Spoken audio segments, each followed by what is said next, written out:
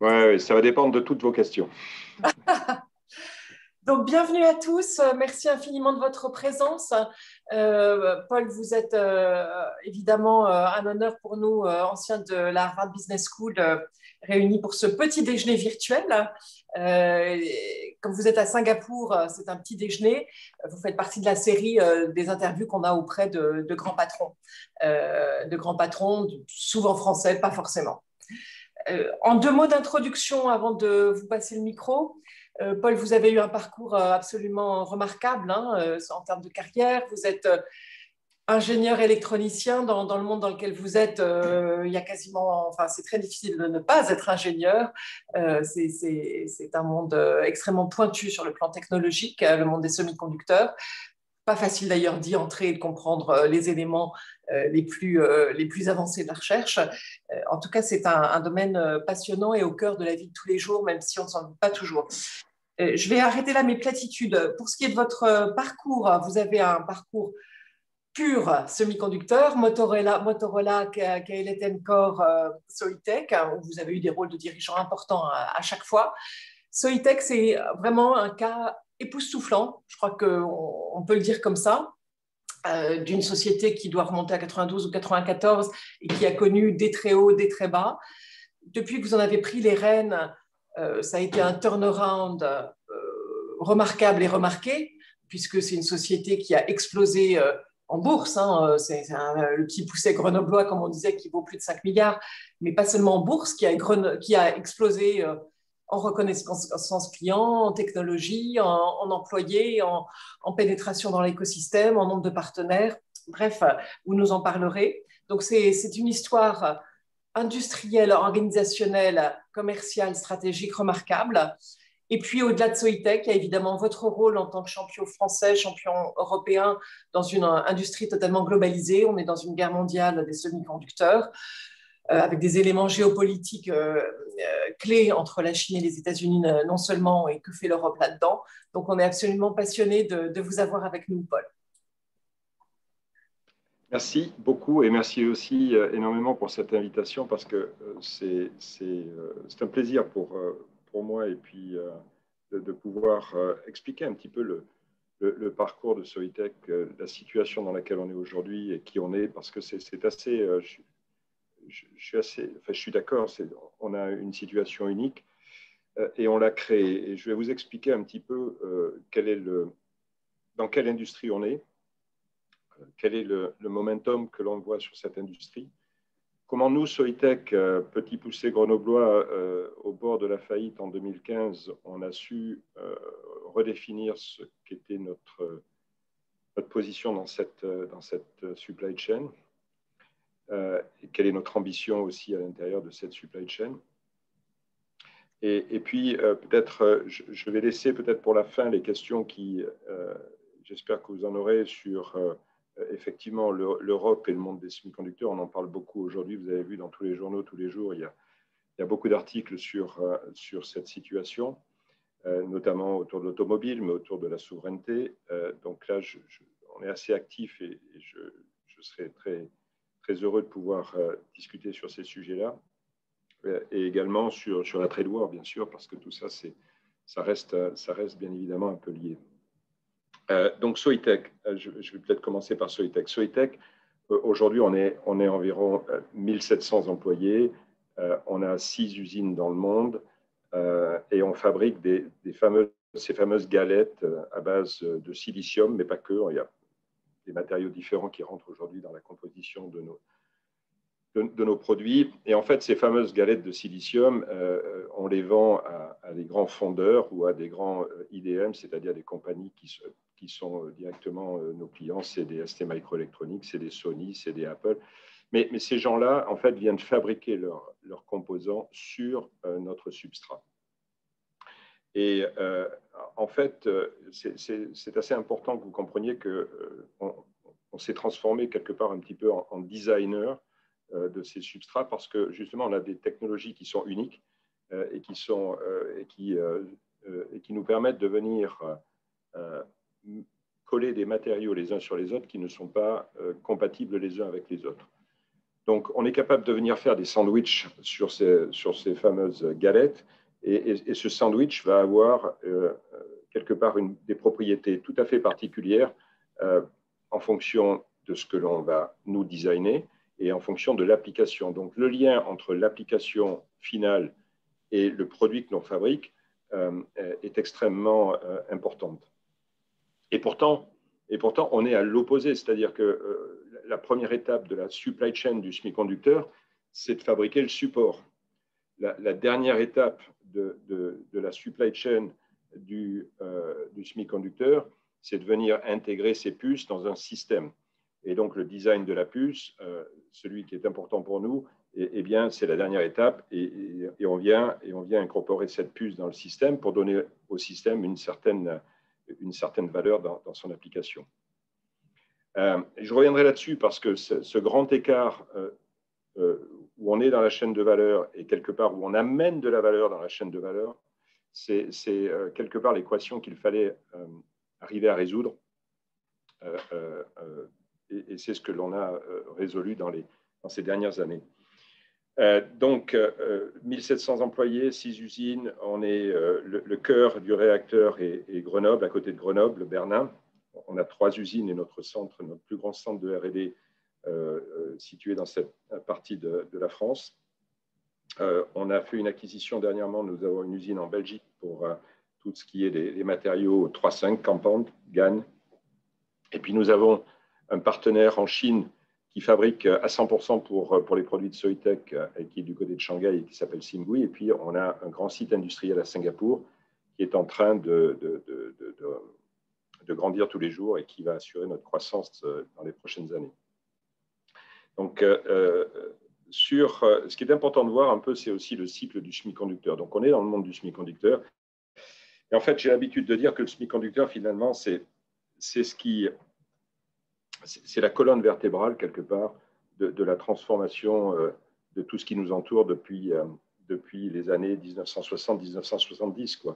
Si vous regardez en 1960-1970, nous sommes à l'ère des grands ordinateurs d'IBM et de HP, et puis c'est des systèmes à cartes, et c'est une première révolution parce que le monde se transforme, cette capacité, cette capacité qui est amenée par les grands ordinateurs transforme l'environnement un premier niveau de transformation de notre environnement. Et puis, il y a les années 80-90, où là, c'est le personal computer qui arrive. Et là, il y a toute cette autonomie qui est transférée dans les entreprises, mais pas que, dans nos maisons également. Et on commence à avoir de nombreuses applications qui sortent, en dehors d'ailleurs des bureaux, des applications sur les emails, on commence à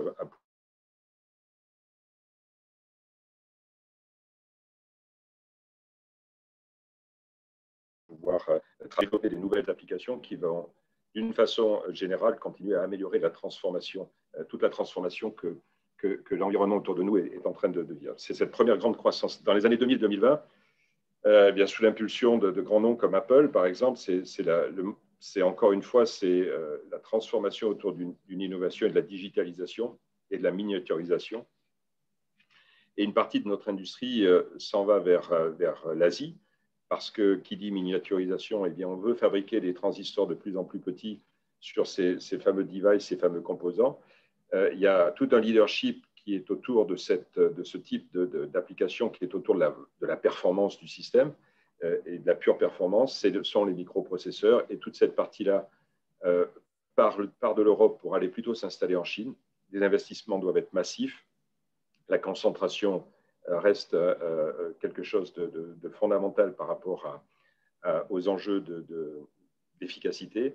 Et donc, on a toute cette transition vers la digitalisation qui se fait dans les années 2000-2020. Et là, vous avez, bien sûr, c'est l'arrivée du smartphone, c'est bien sûr l'arrivée des tablettes, mais pas que. On le voit autour de nous dans l'industrie aussi. C'est toute l'informatisation et toute la robotique qui arrive. Et tout ça, bien sûr, c'est la porte ouverte vers ce que l'on appelle aujourd'hui le cloud.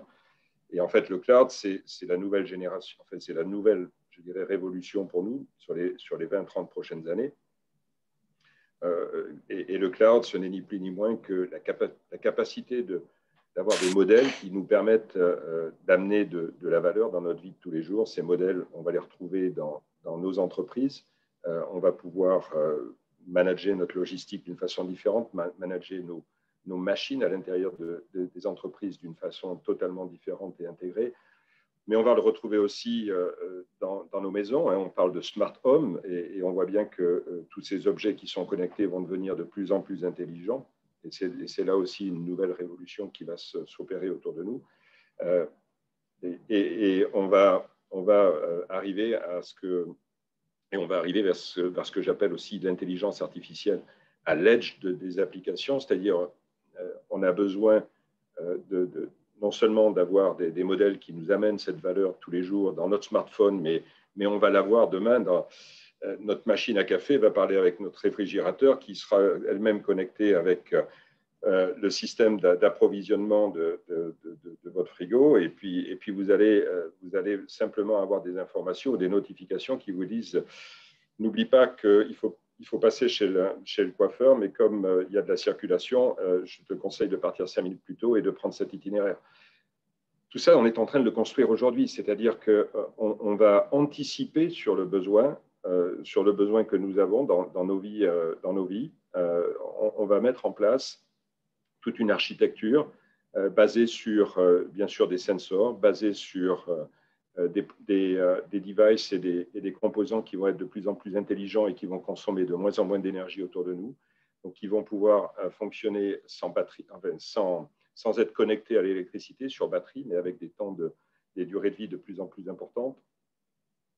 Et puis une cohésion entre les systèmes, c'est-à-dire que quand je vous dis que les systèmes autour de nous doivent être interconnectés, c'est pour apporter en final beaucoup plus de valeur à ce qu'on espère, nous, pouvoir trouver dans ces systèmes, mais aussi passer du temps à faire autre chose et pas prendre des décisions sur à quel moment il faut que j'aille acheter du lait ou du fromage, mais plutôt essayer de se dire, tiens, je vais finir de lire mon bouquin et comme de toute façon la voiture deviendra un peu plus virtuelle, on pourra même lire en voyageant.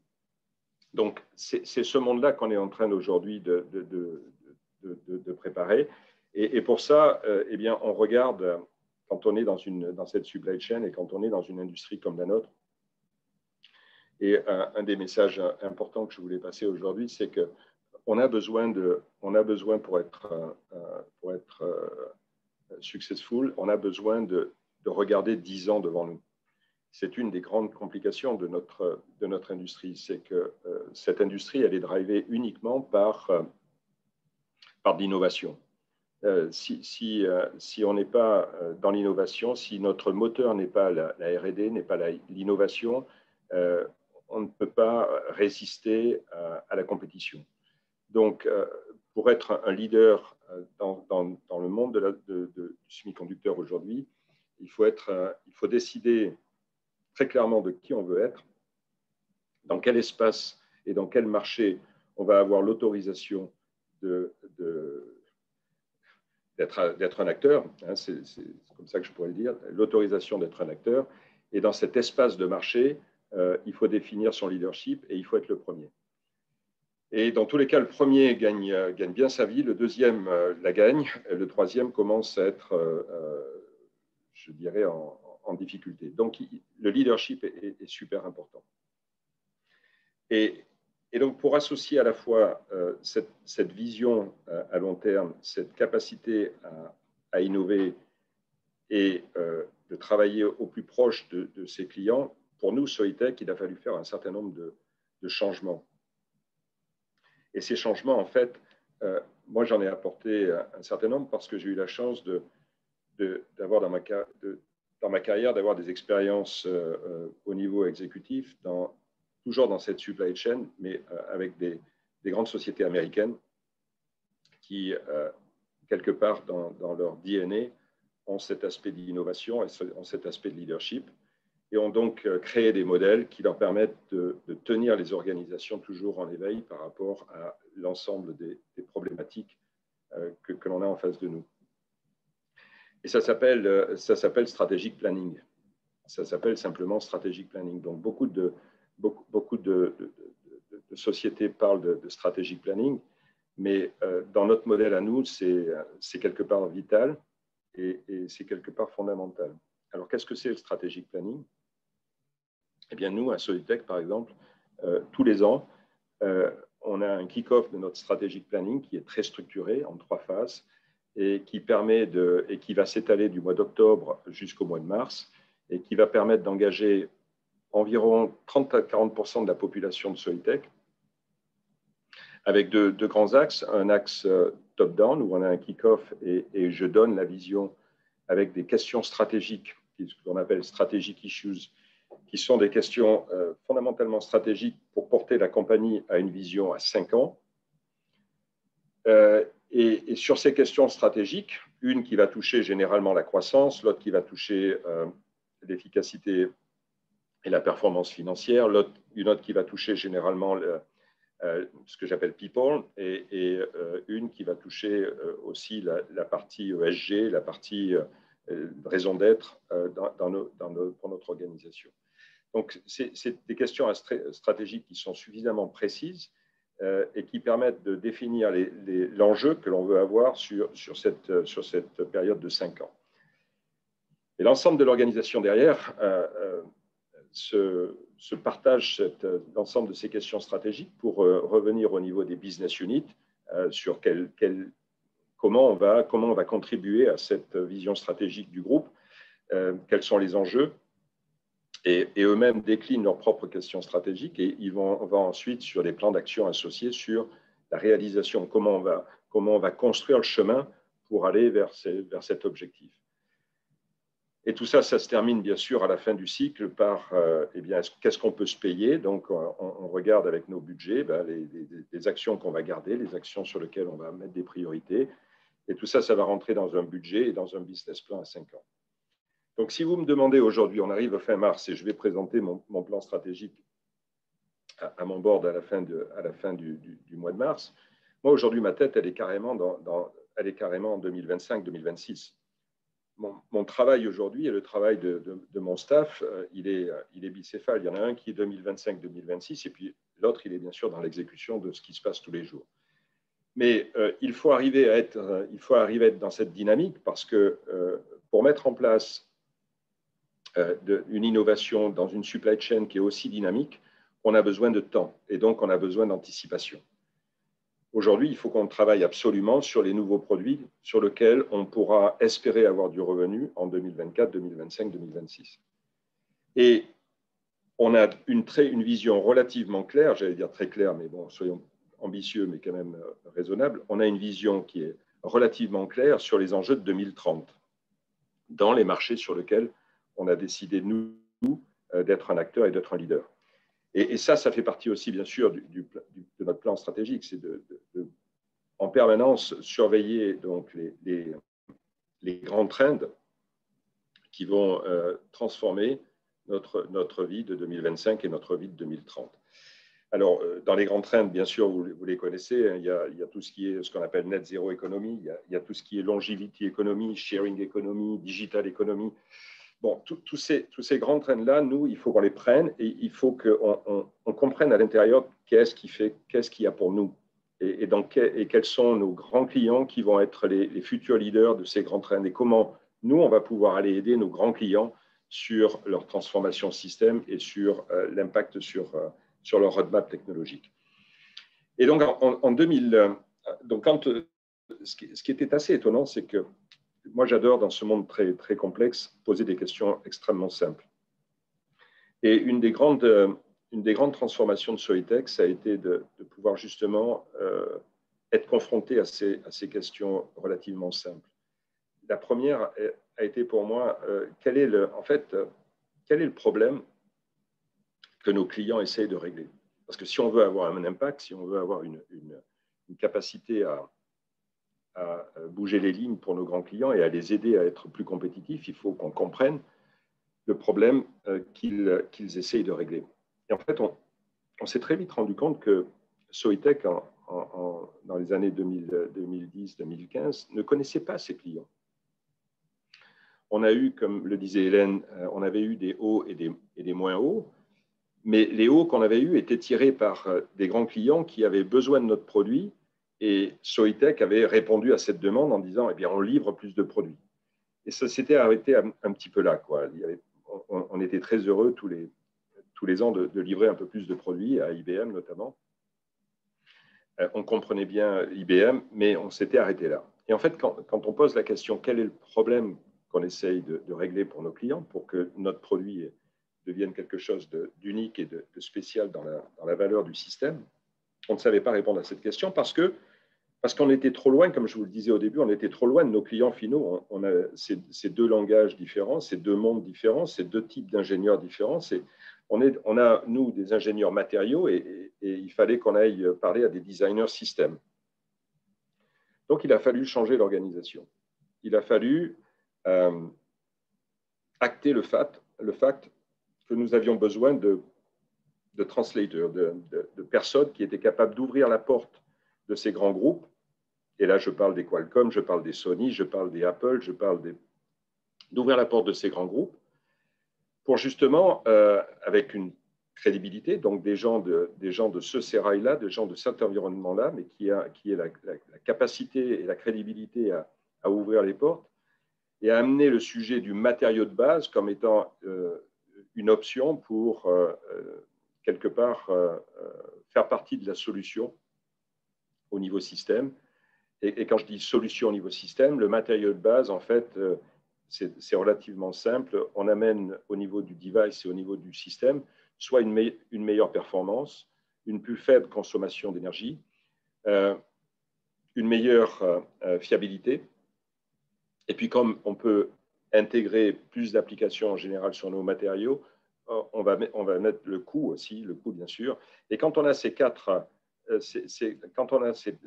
points-là, eh bien, on a gagné, c'est-à-dire qu'on sait que si on amène plus de performance, qu'on amène moins de consommation d'énergie, qu'on est capable peut-être d'intégrer plus d'applications sur notre matériau que sur d'autres types de matériaux, et qu'en plus on est compétitif en termes de coût, on a gagné.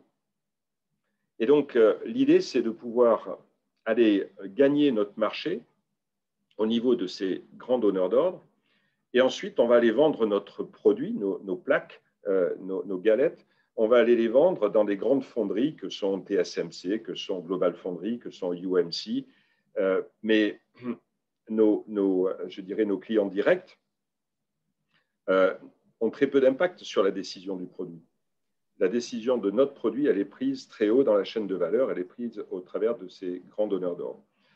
D'où l'importance de changer, d'abord d'acter le fait que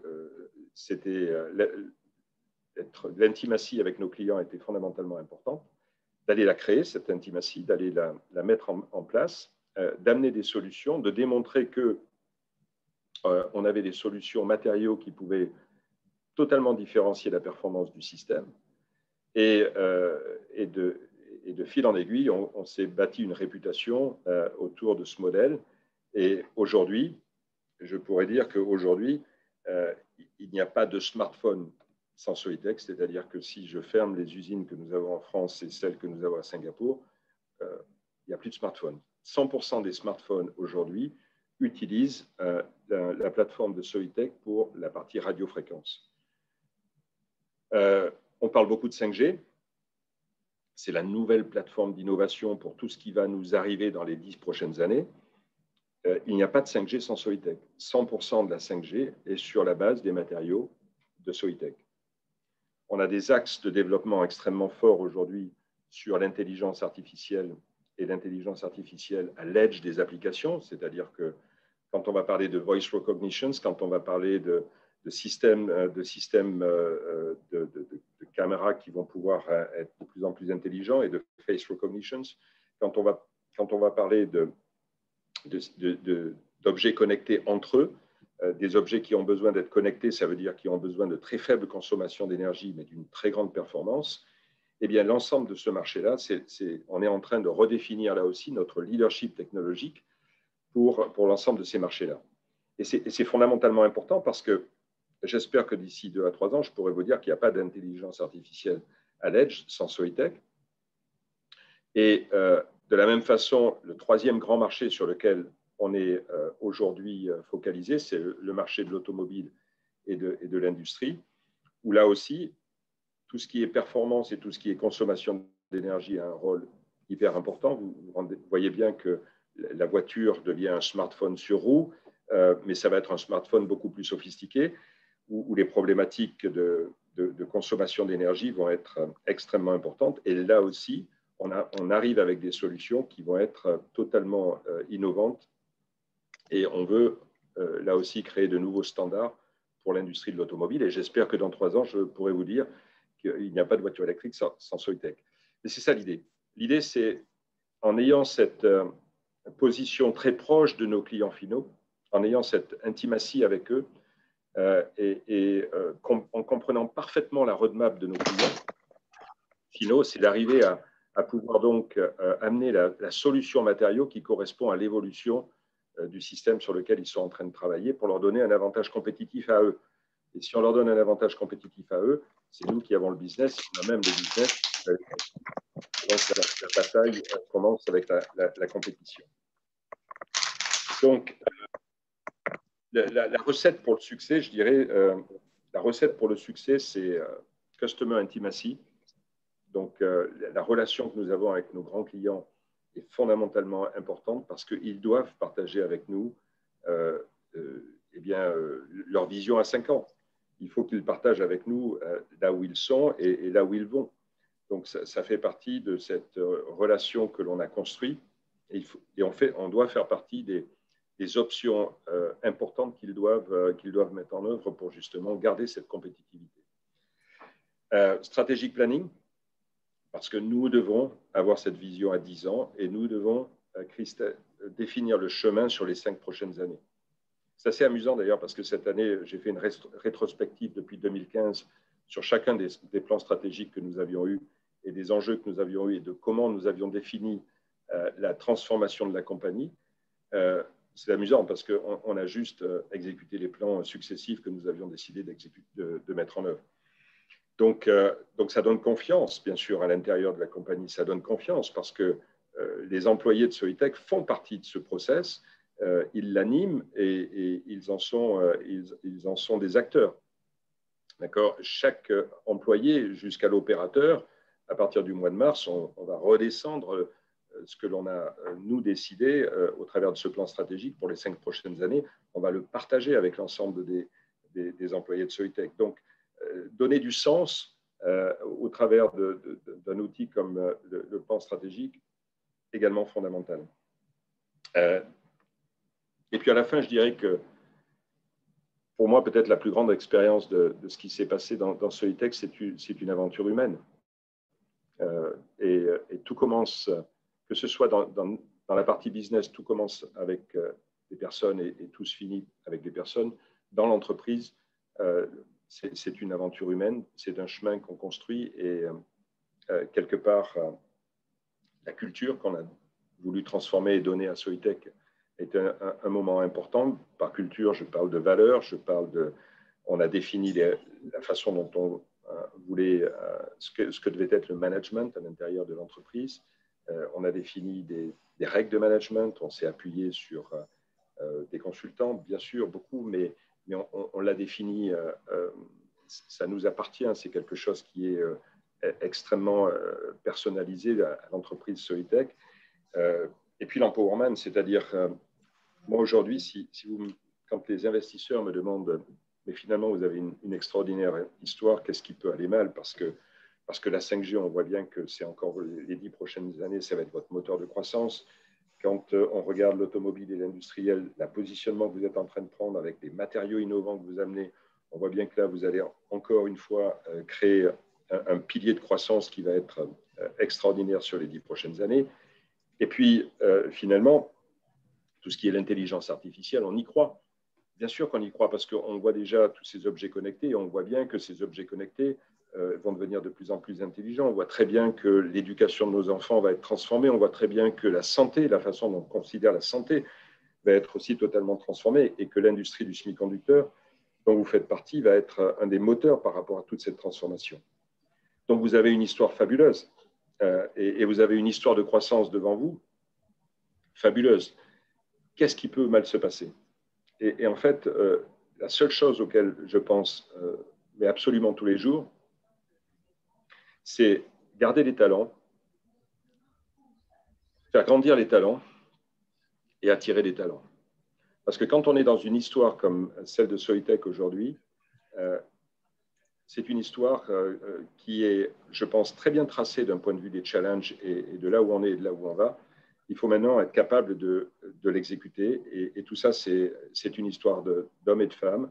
Et c'est une histoire qui se construit au travers d'une culture et d'un environnement qu'on essaye de donner à Soitec. Voilà. Peut-être m'arrêter là parce que je pourrais en parler pendant longtemps, mais peut-être ouvrir sur les questions. On peut plonger sur des différents endroits. Je vois que André a levé la main. Oui, merci beaucoup, c'est super intéressant. J'ai deux questions. Moi, je suis donc dirigeant de Wendel. J'ai deux questions à deux extrêmes un peu. Une question très macro et une question très court terme. La question très macro, c'est comment est-ce que les rivalités sino-américaines viennent jouer dans votre secteur au sens large et pour vous, et surtout si vous prenez une prospective à 10 ans. Et deuxième question, alors qui est beaucoup plus immédiate, c'est comment est-ce que on concilie le long terme et le très court terme avec les grands effets de stock et de contingentement finalement des semi-conducteurs qui ralentissent par exemple aujourd'hui l'industrie automobile. Merci. Et des stockages tout le long de la chaîne qui rendent ça sans doute assez imprévisible. Oui, alors sur la première question, c'est effectivement ce qui nous a touchés dès le début de l'année dernière avec ce qu'on a appelé la trade war. C'était intéressant parce que dans notre plan stratégique de 2017 à Soitec, on avait touché la trade war. On ne l'avait pas appelé trade war, mais on s'était dit, si, qu'est-ce qu'on fait? Alors, pourquoi la trade war et qu'est-ce qui s'est passé et comment, en tout cas, nous, on l'analyse? Lors des...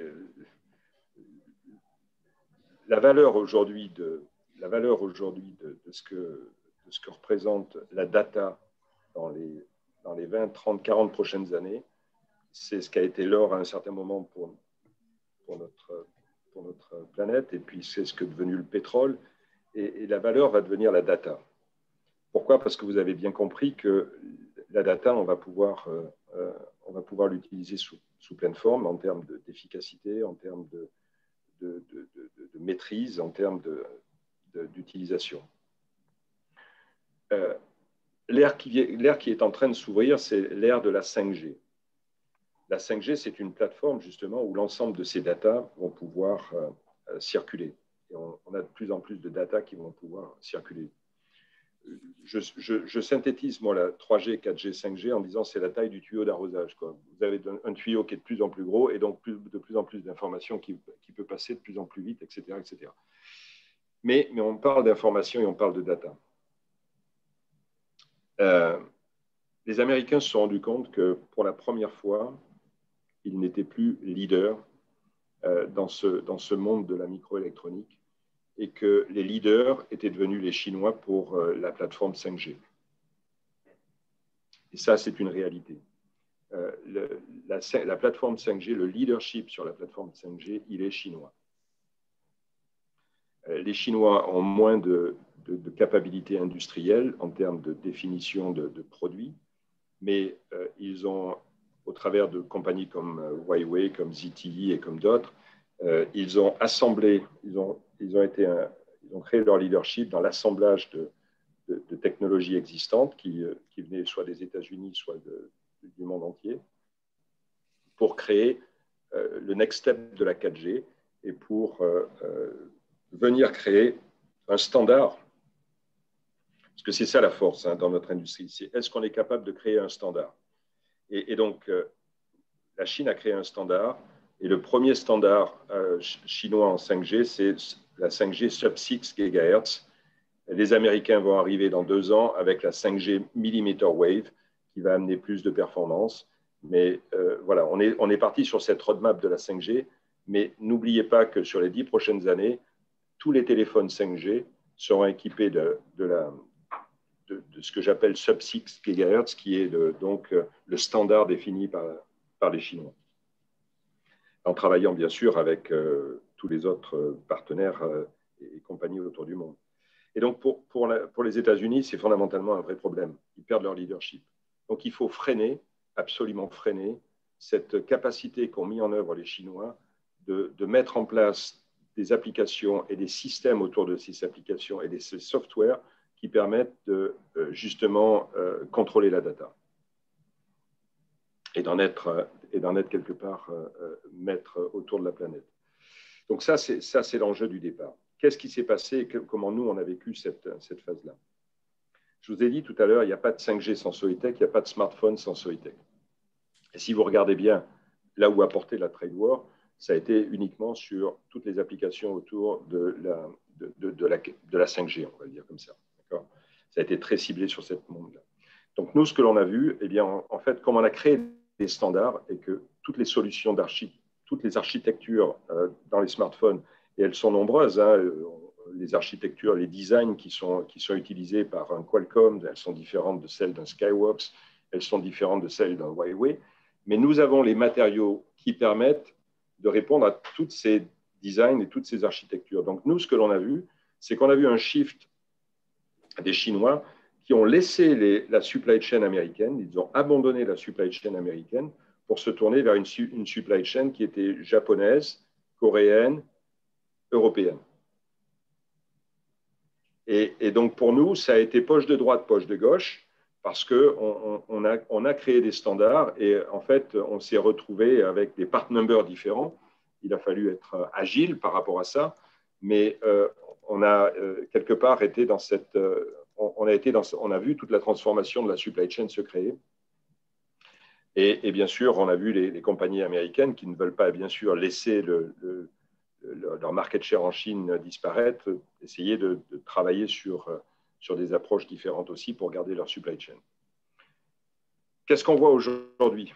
On voit aujourd'hui que Huawei est à genoux sur la partie 5G et Huawei se transforme.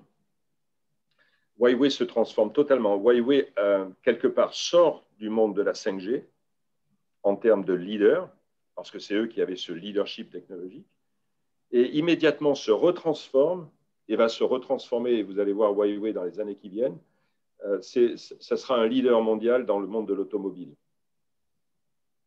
Les plateformes qui vont quelque part participer à la transformation de l'automobile, à la gestion de l'architecture de la voiture, à la gestion de votre environnement dans la voiture, Huawei va prendre un leadership extraordinaire dans cet environnement-là. Et à côté de ça, eh bien, on voit, il y a un joli gâteau à prendre. Donc, parce que les market share de Huawei dans le monde de la téléphonie, eh bien, on voit Xiaomi, on voit, en fait, sur les 10 fabricants de smartphones, les 10 premiers, 7 sont chinois. Un est Apple, l'autre, c'est Samsung, et on a Sony, qui doit être numéro 10. D'accord? Et les 7 autres sont chinois. Donc, aujourd'hui, dans ce monde du smartphone, ce que l'on voit, c'est une bagarre pour récupérer la part de marché qu'abandonne Huawei.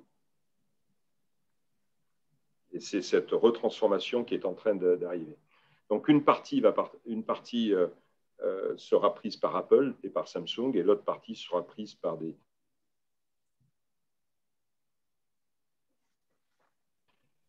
fabricants chinois qui sont aujourd'hui en très forte progression. Merci beaucoup. Par Daniel, contre, pardon. Ce que je voulais dire, c'est que ce qu'a Trump a commencé, ça ne va pas du tout s'arrêter. C'est-à-dire qu'on voit bien que la nouvelle administration américaine va continuer sur le même axe. Pourquoi? Parce qu'il est important pour les Américains de limiter la vitesse de croissance des Chinois, qui a une force de frappe extraordinaire. Il y a 3 ans, 4 ans, quand on allait en Chine, sur la 5G, on avait... quand on allait chez Huawei, on avait 2 bâtiments d'à peu près 1 km de long chacun, et il y avait 40 000 ingénieurs qui travaillaient sur la 5G. Nulle part dans le monde, vous pouvez avoir ça.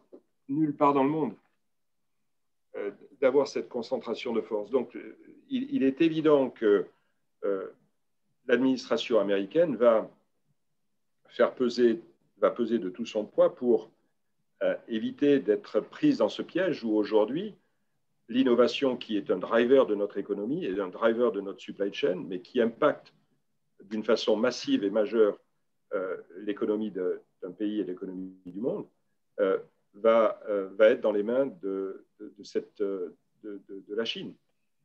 Et la Chine est un pouvoir centralisé. Donc, quand la Chine décide de mettre des investissements massifs et de coordonner autour de ces investissements massifs l'ensemble de sa supply chain, elle le fait. Et elle le réussit. Et c'est ce qu'elle a démontré là. Et c'est donc la bataille qui est engagée. Et donc, un impact de cette bataille, c'est de se dire, ah mais mon Dieu, finalement, ce que font les Américains, nous, en Europe, il va falloir aussi qu'on y réfléchisse parce que on va être les dindons de la farce si on n'est pas capable de limiter là aussi la fuite de nos technologies, la fuite de nos talents, la compétitivité de nos entreprises. C'est fondamentalement important. Donc, on est en plein dans cette... Et désolé, j'ai été un peu long, mais c'est une histoire assez intéressante. Sur la partie des inventaires, en fait, ce qui s'est passé avec l'automobile, c'est qu'en 2000, l'an dernier, à peu près à la même époque, on est en plein Covid et tout s'arrête. Et l'automobile, donc, retire du monde du semi-conducteur, quelque part, retire ses commandes et enlève les capacités qu'ils avaient réservées. Et là, c'est assez intéressant. Pour moi, c'est même passionnant ce qui est en train de se passer parce que l'automobile vient vers... L'automobile de 2025, elle va être supportée à 80% par la microélectronique et le semi-conducteur. Et là, c'est le choc de deux mondes. L'automobile s'est construit au travers d'ingénieurs motoristes. Et aujourd'hui, on parle d'électronique. Quand je parle au CTO de Peugeot et au CTO de Volkswagen, c'est un choc pour eux parce qu'ils se sont, dans leur transformation et dans leur transformation de ce qu'est la voiture et de ce que sera la voiture de demain, ils se sont arrêtés au design et au software. Et ils n'ont pas considéré que la partie hardware, c'est-à-dire la partie microélectronique, la partie semi-conducteur, était finalement stratégique. Parce que eux, dans leur culture, eh bien, il y a toujours trois fournisseurs avec des coûts et des inventaires, et ce n'est pas notre monde. Quand aujourd'hui, une voiture de 50 000 $ est arrêtée parce qu'il manque un composant de 1 $, c'est la situation dans laquelle l'automobile est confrontée. Ils n'ont pas aujourd'hui créé cette intimatie entre ce qu'est leur modèle et ce qu'est le modèle du semi-conducteur. Si aujourd'hui, TSMC peut fabriquer un microprocesseur à 15 $ pour Apple versus un processeur à 7 $ pour Volkswagen, et s'ils ont des capacités limitées, et s'il n'y a pas d'accord particulier, et s'il n'y a pas d'intimatie, et s'il n'y a pas de visibilité, eh bien, Volkswagen n'aura pas ces 7 $ de processeur, ça c'est sûr. Donc, on va assister je pense déjà que pour revenir à une situation normale dans l'automobile, ça va mettre entre au moins 4 à 6 trimestres. D'accord ? Je ne parle pas de mois, je parle de trimestres. Et derrière, et en même temps, je pense que le monde de l'automobile est en train de réaliser que leur modèle de supply chain doit changer et doit descendre jusqu'au niveau des composants. C'est ce qui fait la différence, by the way, c'est ce qui fait la différence d'un Tesla. Tesla est descendu au niveau du composant pour faire une différence sur son véhicule. Daniel, qui a travaillé dans l'automobile, avait une question pour vous. Oui, alors justement, moi, il se trouve que je suis à la fois un ingénieur de l'automobile et que il y a bien longtemps, j'étais dans la physique des matériaux. Alors moi, je voudrais comprendre, si vous pouvez nous aider à comprendre le shortage dans les semi-conducteurs. Je ne comprends pas, avec les 20% de décroissance dans de volume en décroissance dans l'automobile sur le monde entier, qu'est-ce qui s'est passé? Et la deuxième question, qui est liée d'ailleurs à la première, c'est le shortage aussi, enfin le shortage non, mais je ne sais pas, comment les terres rares dont on ne parle plus du tout, mais qui sont à mon avis quand même plus ou moins un monopole chinois, mais vous allez peut-être me dire le contraire, comment ça intervient chez vous? Est-ce qu'il y a des terres rares aujourd'hui dans les semi-conducteurs? Est-ce que ça joue ou pas? Mais surtout, expliquez-moi comment ça s'est passé, pourquoi il y a tant de problèmes dans les semi-conducteurs aujourd'hui. Alors, chaque fois qu'il y a une crise mondiale, il y a une accélération de l'innovation. Si vous pouvez revenir 40 ans, chaque fois qu'on a une crise mondiale, accélération dans l'innovation dans le monde du semi-conducteur, parce que, quelque part, c'est cette innovation qui va réaccélérer l'économie derrière. Qu'est-ce qu'on voit dans le monde de l'automobile? On voit qu'on est bien sûr devant une crise mondiale qui met un grand coup de frein l'an dernier sur la crise Covid. Tout le monde est fermé. Étonnamment, quand on réouvre, à partir du moment où on réouvre et où il y a une demande du marché qui est extraordinairement forte, qui a même surpris le monde de l'automobile. C'est-à-dire qu'il y a eu des économies, les gens aux États-Unis ont été bloqués chez eux, on a été bloqués chez nous. Eh bien, ça ne m'est pas venu à l'idée comme ça, mais c'est ce qui s'est passé. Un des premiers achats, ça a été on va changer de voiture. Il se trouve que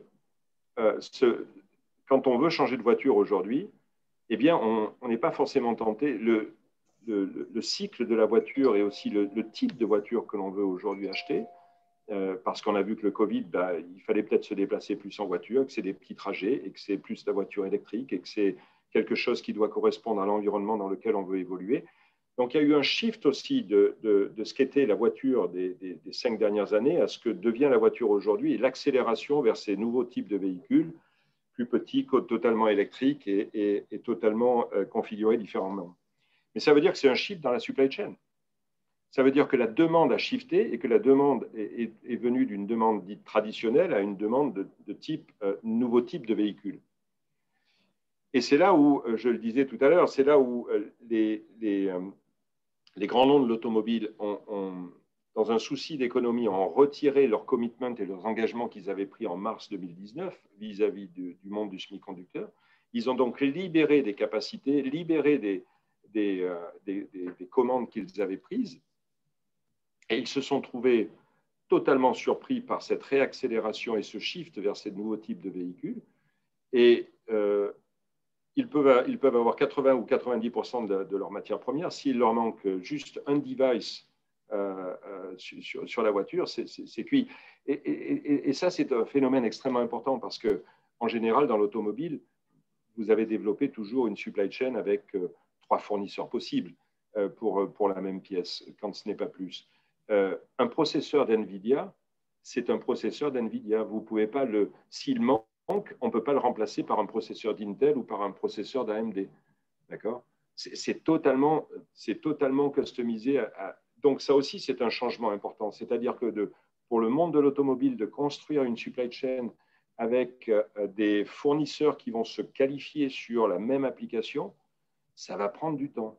Ça va prendre beaucoup de temps. Donc, aujourd'hui, ces nouveaux modèles, ils arrivent avec une supply chain qui est essentiellement, dans beaucoup de cas, standalone sur des fournisseurs, c'est-à-dire qu'ils sont uniques.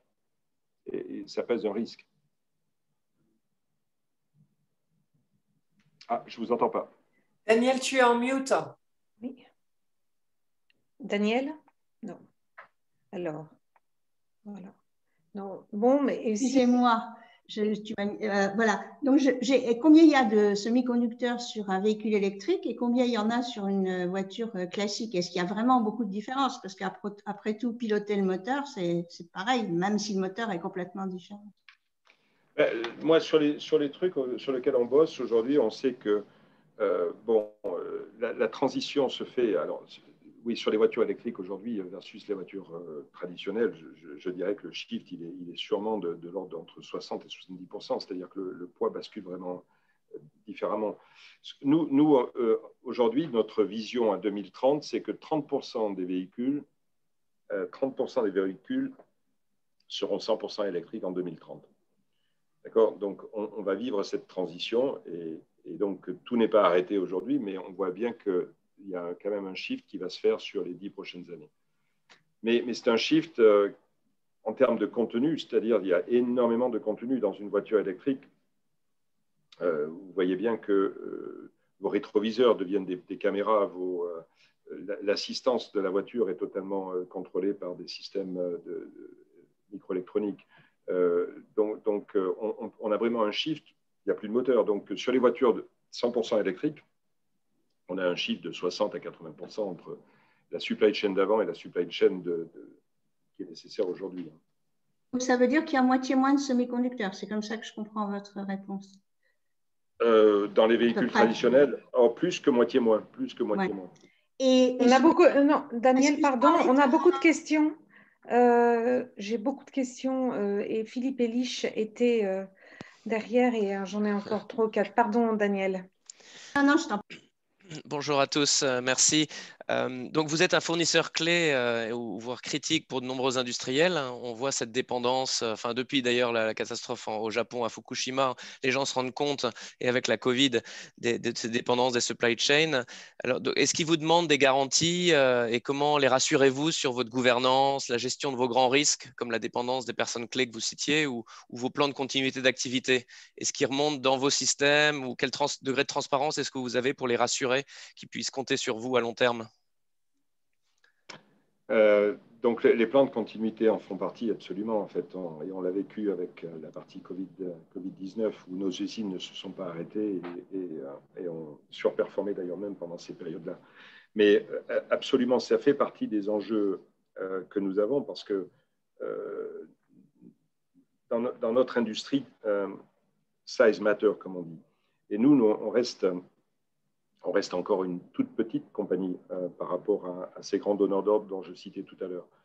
Donc, je pense que le côté smart de Soitec, ça a été dès sa fondation de se dire que, étant donné qu'on avait une technologie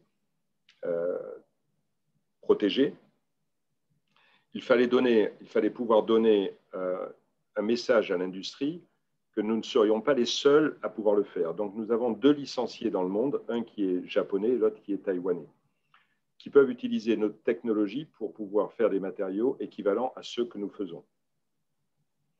Donc, quelque part aujourd'hui, quand un Qualcomm décide de basculer sur un produit de Soitec, il sait qu'il va pouvoir, dans sa supply chain, il va pouvoir compter sur 2 autres sociétés pour faire la même chose. Là où on travaille et là où notre leadership est fondamental, c'est pour ça que le moteur de Soitec, ça reste l'innovation, c'est que nous sommes toujours 2 ans en avance par rapport à nos licenciés. C'est-à-dire que c'est nous qui arrivons les premiers sur le marché avec une innovation nouvelle pour la radiofréquence, pour la 4G, pour la 5G, pour l'automobile, etc. C'est nous qui sommes les drivers en termes de leadership technologique. Érosion de prix derrière, et puis nos licenciés arrivent sur le marché. Mais nous avons déjà des nouveaux produits qui continuent à nous propulser sur le devant. Donc, donner cette confiance qui fait que nous ne sommes pas les seuls, c'est important. Donner cette confiance dans les audits en termes de plan de continuité, en termes d'organisation, on expose énormément aujourd'hui, j'expose énormément aujourd'hui mon organisation pour justement créer cette confiance à tous les niveaux.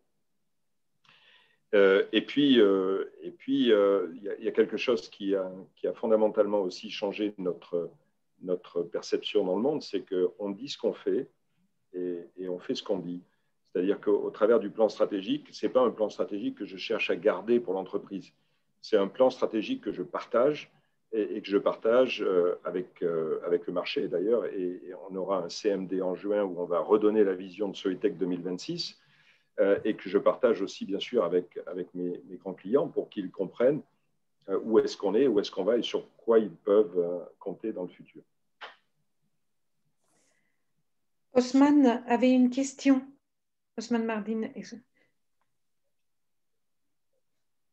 Bonjour monsieur, merci beaucoup pour cette présentation excellente.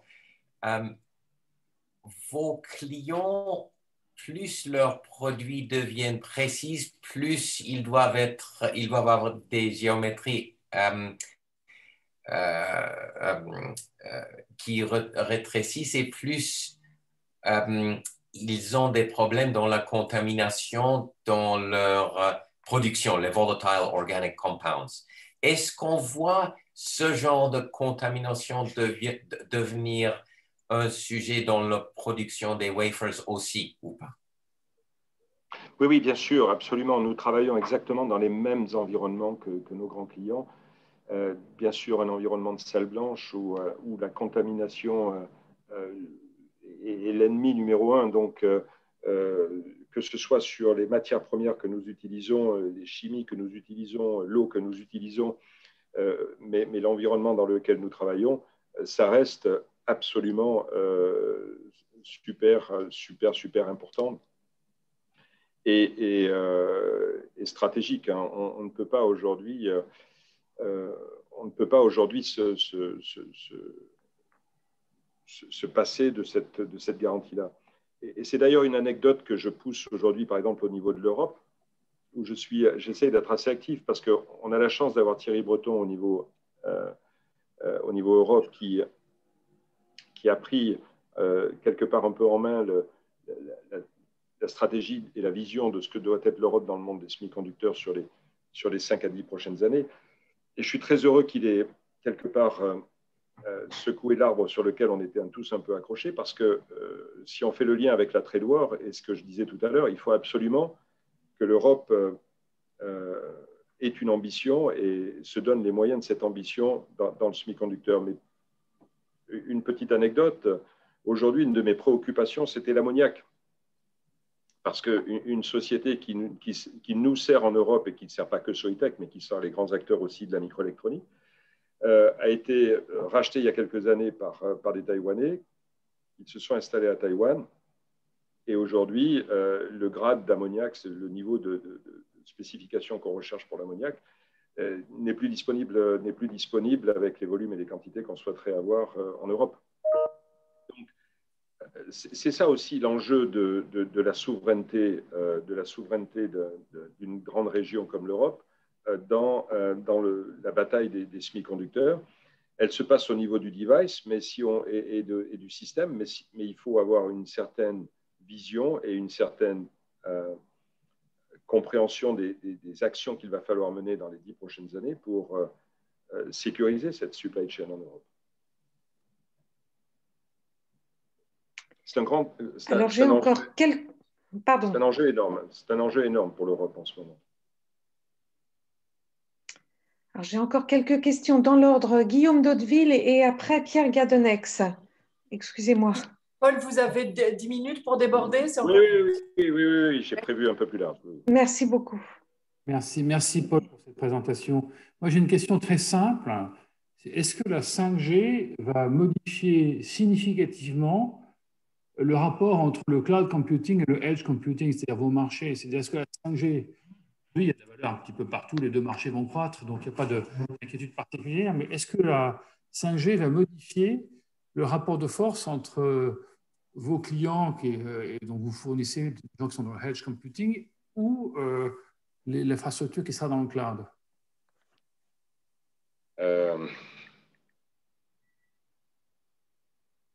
En fait, c'est deux marchés absolument différents et totalement complémentaires. Ce que l'industrie a fait en poussant la miniaturisation jusqu'aux 5 nanomètres, et vous entendez aujourd'hui parler de 3 nanomètres et de 2 nanomètres, c'est quelque part la ligne la plus petite que l'on peut définir sur un circuit intégré. Mais ça donne aussi, donc, c'est le nombre de transistors, on augmente d'une façon exponentielle le nombre de transistors qu'on est capable de mettre sur une petite puce, et tout ça pour créer des processeurs qui sont de plus en plus performants et de plus en plus rapides. Mais quelque part, qui consomment aussi énormément. Mais c'est ces composants-là qui sont utilisés dans le cloud, parce que ces composants-là, avec cette performance qu'ils ont, vont pouvoir justement tourner des modèles extrêmement complexes. Et on va parler d'intelligence artificielle dans le cloud. Une fois qu'on a cette démonstration, on a un certain nombre d'applications qui tournent avec de l'intelligence artificielle dans le cloud.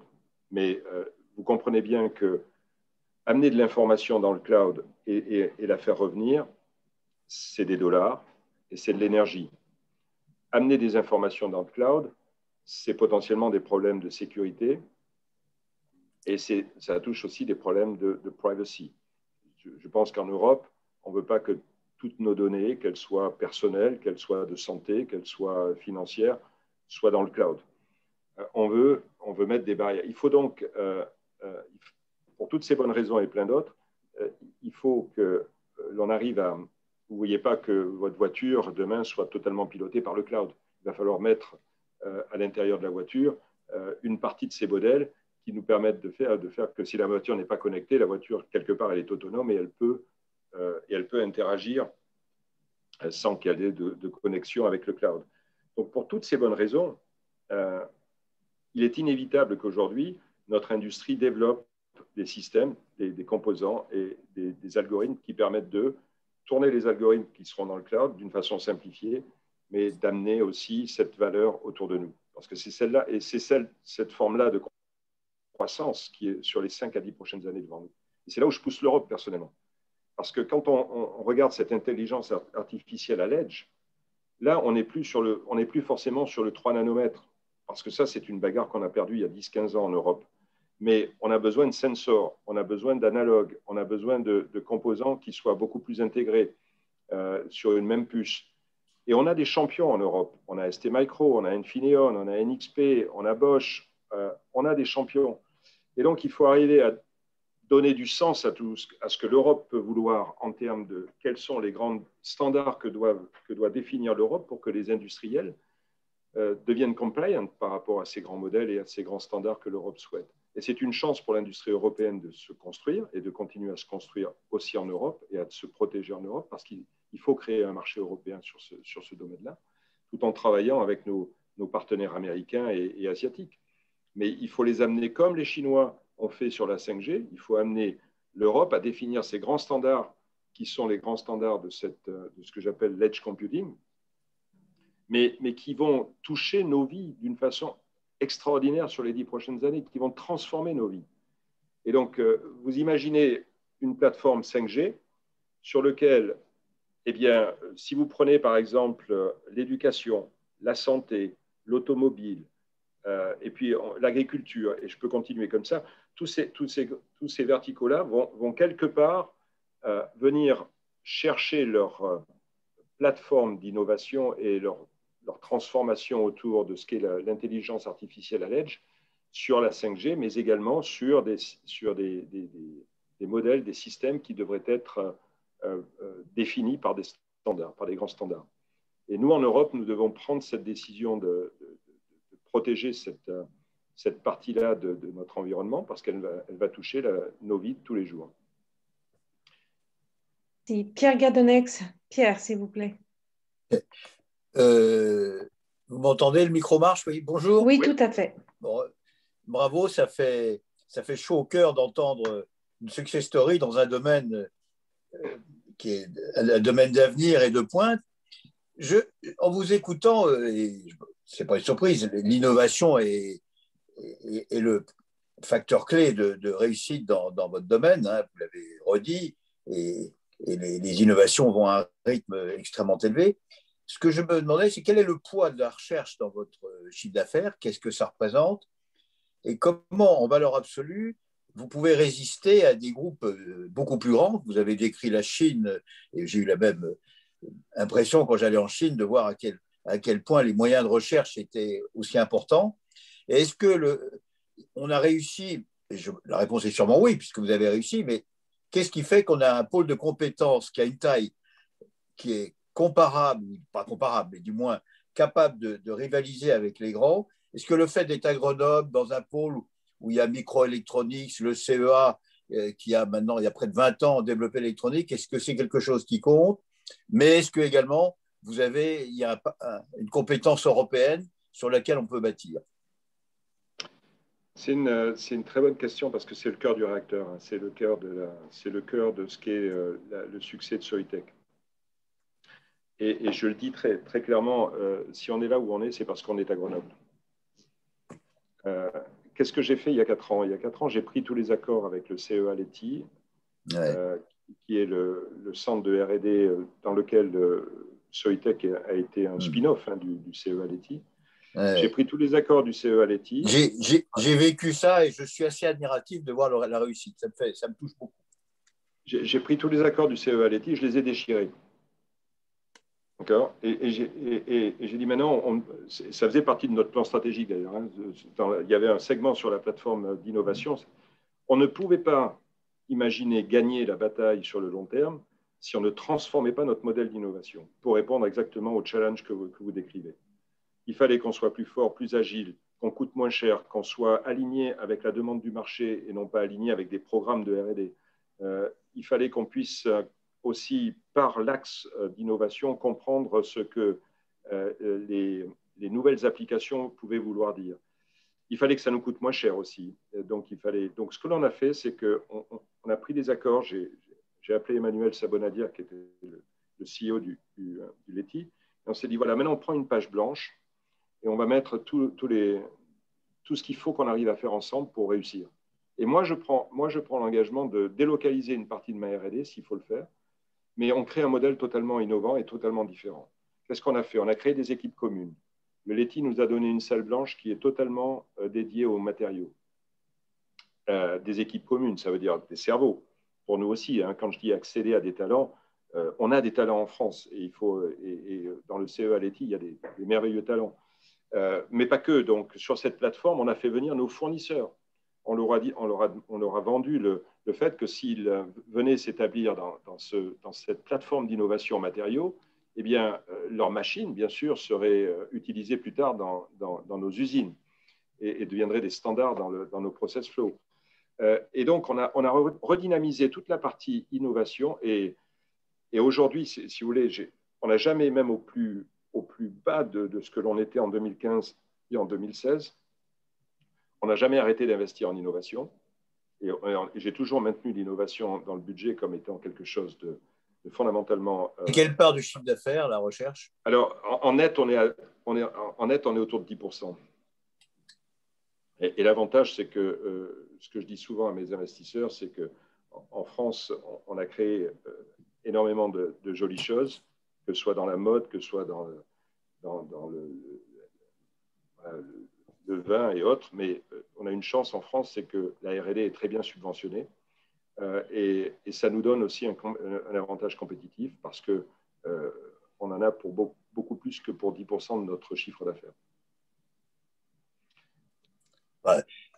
Vous avez la chance, enfin, c'est qu'il y a eu un investissement dans la recherche par le CEA depuis déjà de longues années. Et ce qui me fait plaisir, c'est de voir que cet investissement dans la recherche, ben, ça paye au bout d'un certain temps. Ça, c'est une très bonne nouvelle. Bravo.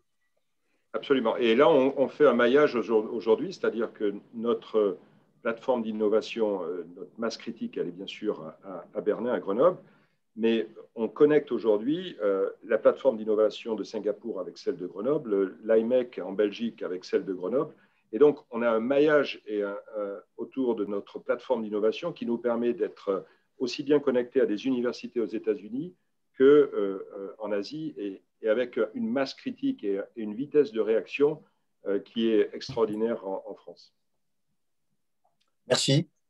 Merci. Merci beaucoup. On aurait encore beaucoup de questions, mais Hélène, il faut garder la montre. Ben, je reviendrai alors. Hélène? Oui, Paul, il faudra revenir nous dire en présentiel. Il peut nous dire dans 3 ans qu'il n'y a pas un seul véhicule électrique qui fonctionne sans Soitec. Bon, je ne vais pas faire de reprise, c'était trop riche, Paul. Ce qui était merveilleux, c'est la façon dont vous nous entraînez à des changements de paradigme, dans la façon de penser. Quand vous nous dites demain, enfin, ce qui compte dans le succès qu'on a fait, c'est de s'intégrer, de savoir que nos vrais clients, ceux qui prennent la décision, ce n'est pas notre client direct, c'est Apple en bout de chaîne. Et donc, penser systémique, ça nous a sauvés. Nous dire que dans le véhicule électrique, c'est 80% de la supply chain qui change de nature. Voilà, ça transforme nos réflexes. Peut-être aussi, tout simplement, repartir de cet échange avec vous en se disant, 1, oui, la data, c'est l'or de demain. 2, l'Europe n'a pas dit son dernier mot et j'ai adoré votre phrase. on ne serait pas là si on n'était pas à Grenoble. Et donc, voilà, une note d'espoir dans cette année 2021 qui nous fait tous beaucoup réfléchir à comment construire l'avenir.